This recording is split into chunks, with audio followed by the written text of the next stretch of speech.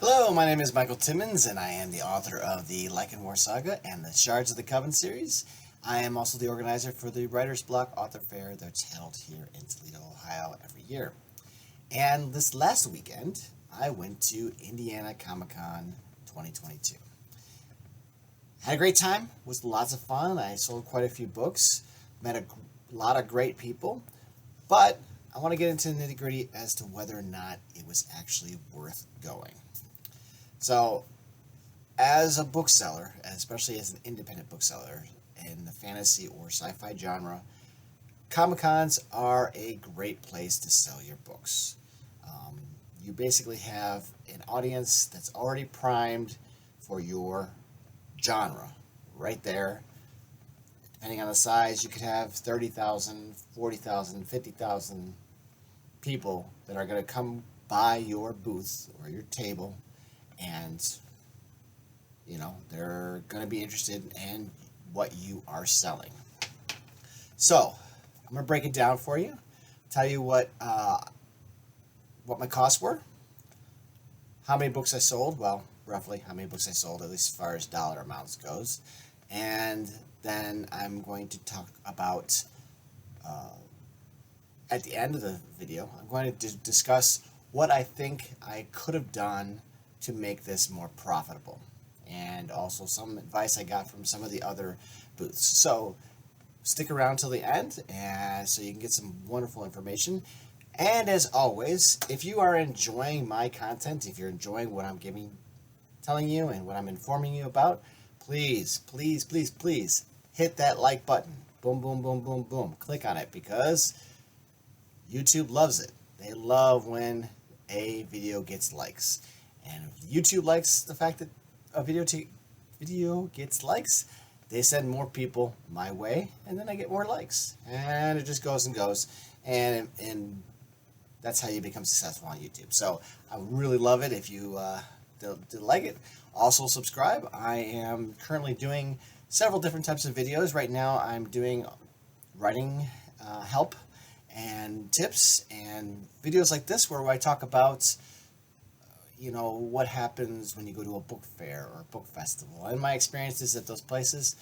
I'm also doing a separate video series where I discuss the Wheel of Time TV show.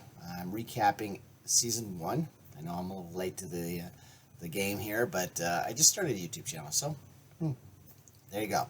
So if you want some in-depth discussion about the Wheel of Time book series or video TV show, if you want some in-depth discussion about the Wheel of Time TV show, what I liked, what I didn't like, what I thought they did well, what I thought they didn't do well, how it bodes for the rest of the series, how they're going to handle things that happen later in the books, and whether or not they're doing a good job setting it up for that in the TV series.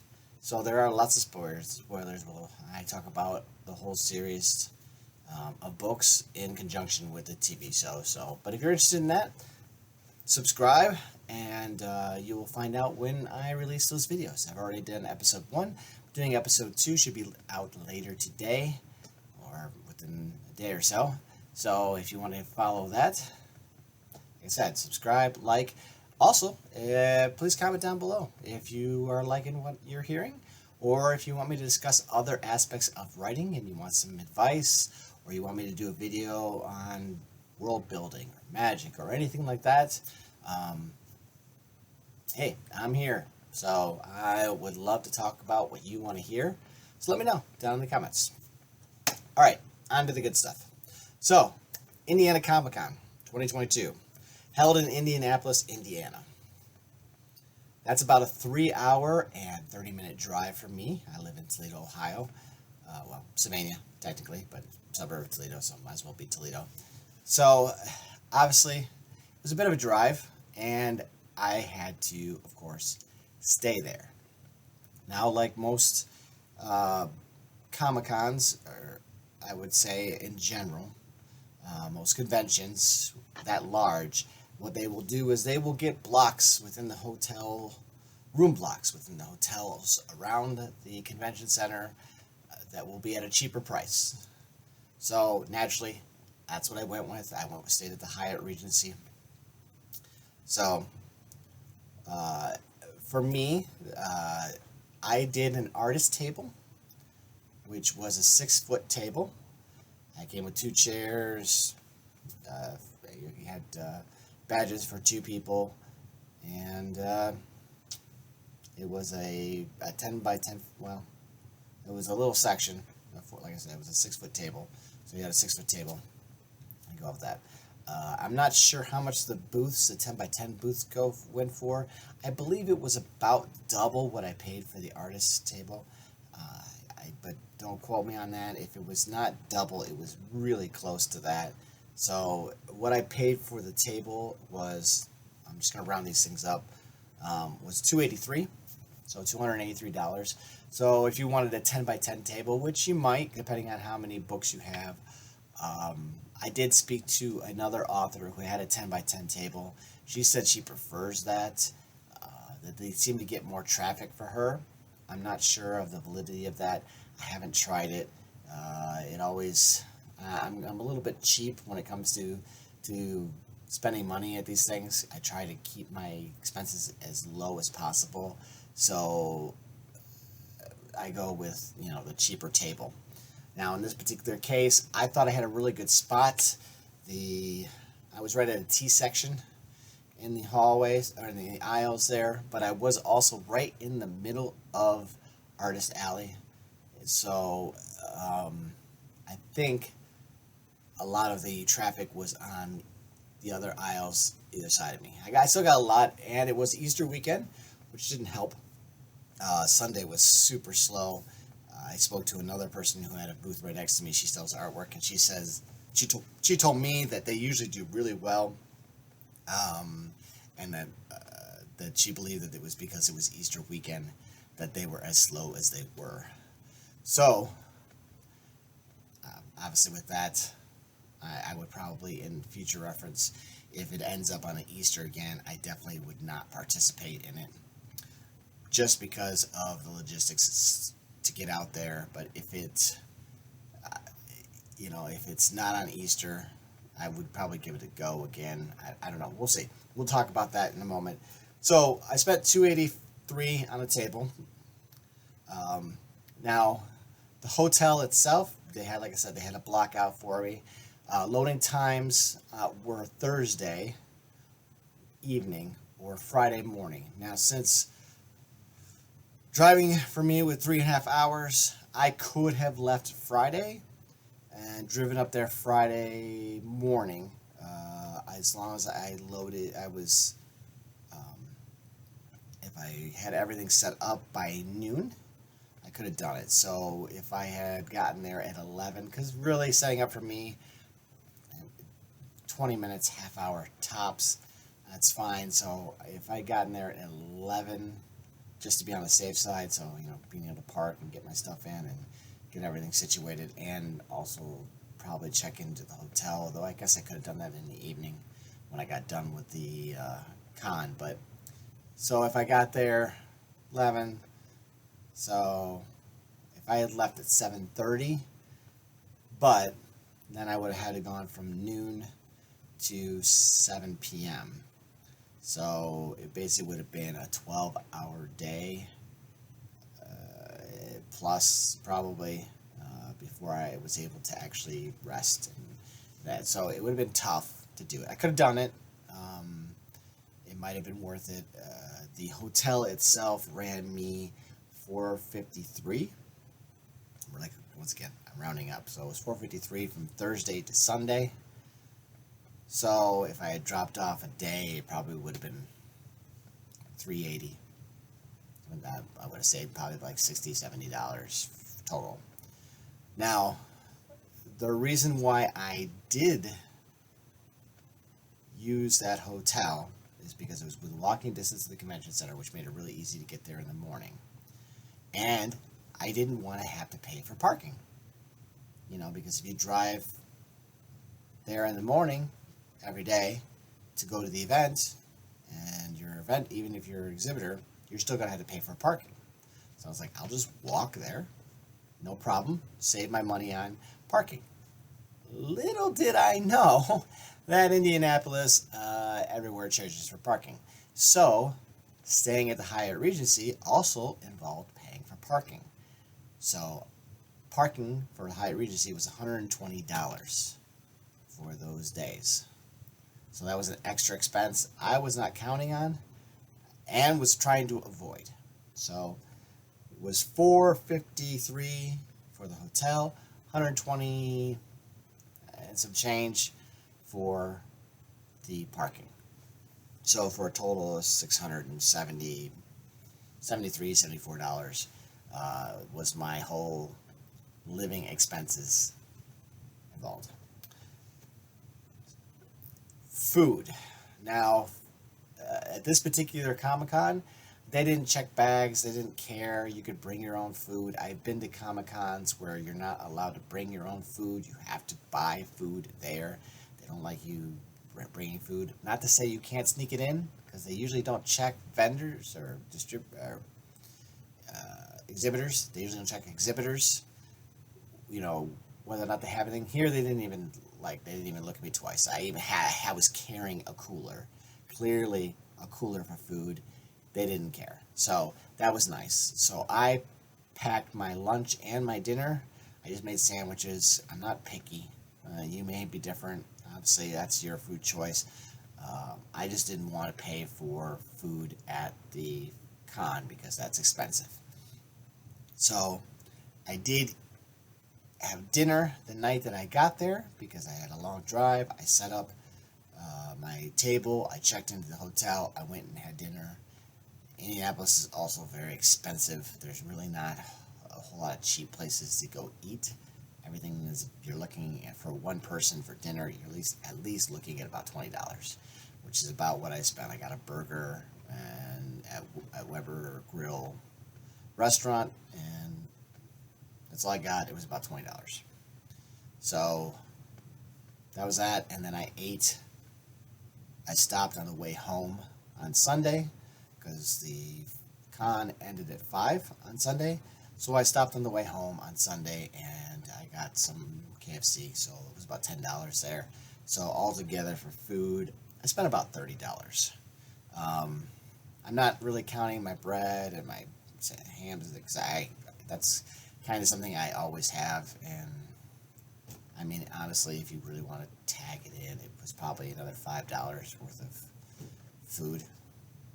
So we'll call it 35 if you want to add it in.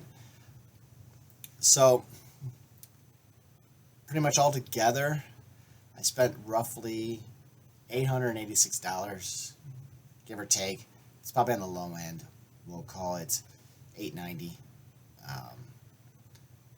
Now, I had, like I said, it was an okay weekend. I sold roughly 15 books on Friday, 15 books on Saturday, and I think roughly around 5 books on Sunday. I did sell a ebook. I know that off of Amazon because I spoke directly to the person, and I also sold an audiobook because the person ordered the audiobook right in front of me, so I know for a fact that I sold that audiobook. I'm not really going to count those, the commission on those, the royalties on those, both the audiobook from ACX and the ebook from Amazon. I think total maybe $7 is really not that much, so I really don't count that much. So altogether, what I sold was about $680 worth of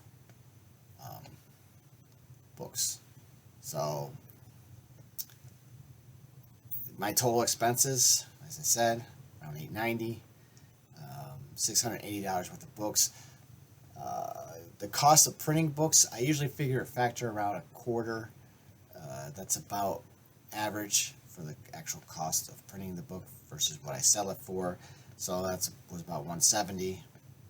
So 680 minus 170. That's 510.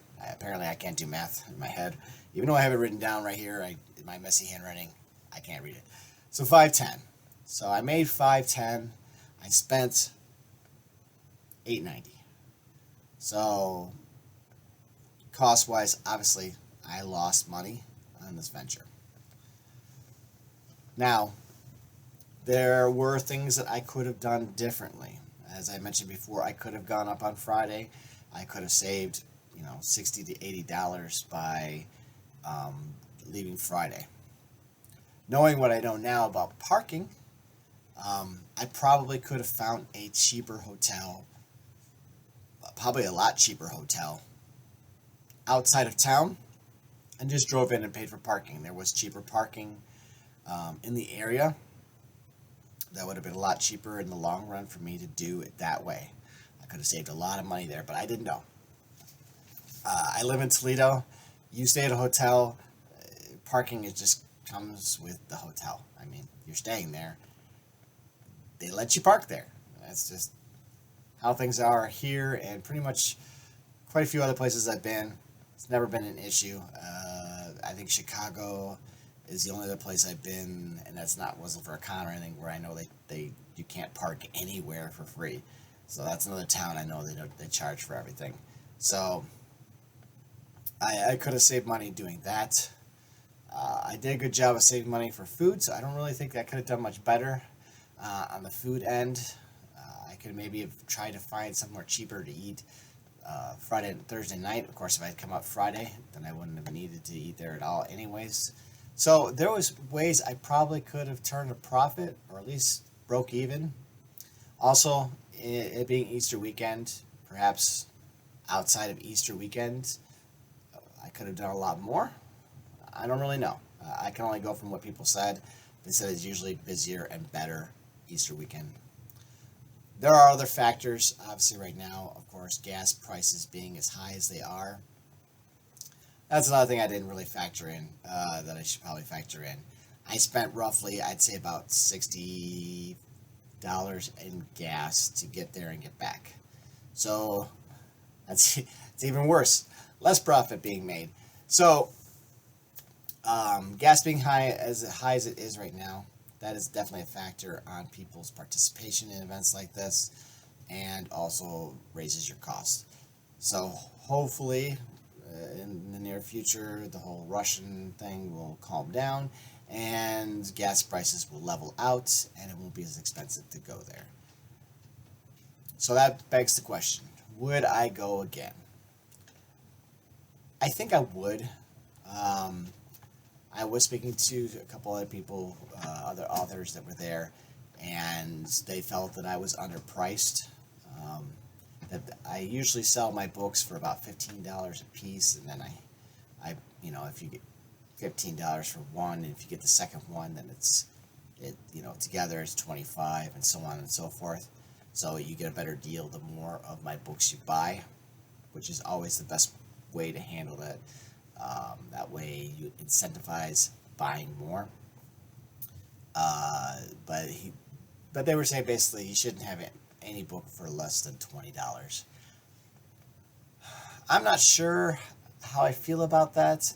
I would think that maybe currently right now I have my first book. I have it split into two books. I have The Awakening Part 1 and The Awakening Part 2. I do plan on combining them this year so that they will be just one book. So they'll be much thicker. So I probably might bump that up to $20 when that happens. Because right now I sell them for $25. So if you get them both. So I might just bump it up to $20. And then if you get the second and third book, which isn't out yet, but if you get the second book, which is a thick book as well, I would probably charge, I don't know. I'll figure that out when I get there. But I'm not there yet. So I can definitely increase the cost of what I charge my books for, which would, in theory, increase my profit. Of course, that might also mean that less people buy my books because it's too expensive. It's something I might have to experiment with and see what happens. So I guess to kind of get around to the point of answering again, I think I probably will go back at some point to Indiana Comic-Con. I might do it when I have a few more books and availability, gas prices are down. I know a little bit more about what's the best way to handle traveling and staying there. Also, I don't know, maybe I can find somebody who lives in Indiana that I can stay with, or Indianapolis around there, that would put me up as a spare room. I got to start, I guess, making some contacts with them. One of the things that you can't really factor in to your profit margin when you go to these things is the contacts you make. Now, obviously, for every book that you sell, in theory, they should lead to buying more books. So if someone buys book 1 of the series at the Comic-Con, if they like it, in theory, they'll buy book 2 and book 3. So you'll have future sales. If someone buys, one of your other series and they really like it, they might go to buy other books in your series or other series, and you will make more money. So those things you can't really factor in. I also made other contacts with other authors that moving forward with, there will be some more possibly profitable situations that arise from that. So those things you can't really factor in. So it's hard when you go to a con or a book fair to look at the long-term benefits to doing these things. Sometimes, even though you don't make a profit, you may end up turning a profit later on. I will say I gave out probably about 50 cards, business cards, to people who said, "Oh, I'll be back," or it sounds really interesting, I'll check you out online.